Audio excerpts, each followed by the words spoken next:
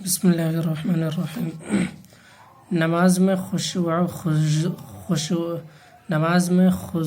خشوع اللہ تعالیٰ کا ارشاد ہے، قد افلح المؤمنون الذین هم فی صلاتهم خاشعون۔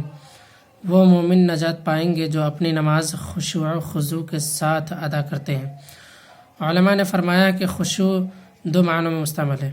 بعض علماء نے اسے افعال قلب میں شمار کیا ہے، جیسے ڈر، خوف، انبساط وغیرہ، اور بعض نے اسے اعضائے ظاہری کے افعال میں شمار کیا ہے، جیسے اطمینان سے کھڑا ہونا، بے توجہی اور بے پرواہی سے بچنا وغیرہ۔ خشوع کے معنی میں ایک یہ بھی اختلاف ہے کہ یہ نماز کے فرائض میں سے ہے یا فضائل میں سے۔ جو اسے فرائض نماز سے سمجھتے ہیں ان کی دلیل یہ حدیث ہے۔ حدیث لیس لعبد من صلاته الا ما عقل۔ بندہ کے لیے نماز میں وہی کچھ ہے جسے وہ اچھی طرح سمجھتا ہے، اور فرمان الہی ہے اقیم الصلاۃ لذکری، اور غفلت ذکر کے مخالف ہے، جیسا کہ فرمان الہی ہے لا تکن من الغافلین، تم غافلین میں سے نہ بنو۔ اس دلیل سے انہوں نے فرائض نماز میں شمار کیا ہے۔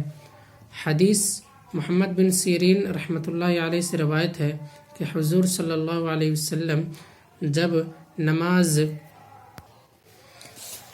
نماز ادا فرماتے تو آسمان کی طرف نظر فرماتے، تب یہ آیت نازل ہوئی۔ عبدالرزاق نے اس روایت میں اتنا اضافہ کیا ہے کہ آپ کو خشوع کا حکم دیا گیا، چنانچہ اس کے بعد سے آپ نے اپنی چشمہائے مقدس کو سجدہ گاہ پر مرکوز فرما دیا۔ حضرت ابو ہریرہ رضی اللہ عنہ سے روایت ہے کہ حضور صلی اللہ علیہ وسلم جب نماز پڑھتے تو آسمان کی طرف نظر فرماتے، جس پر یہ آیت نازل ہوئی، تب آپ نے اپنے سر اقدس کو جھکا لیا۔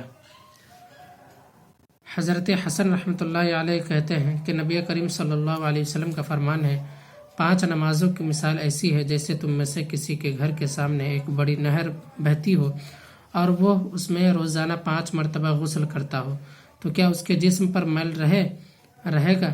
لہٰذا جب حضور قلب اور خشوع سے نماز پڑھی جائے تو انسان کبیرہ گناہوں کے علاوہ تمام گناہوں سے پاک ہو جاتا ہے۔ بغیر خشوع کے نماز رد کر دی جاتی ہے۔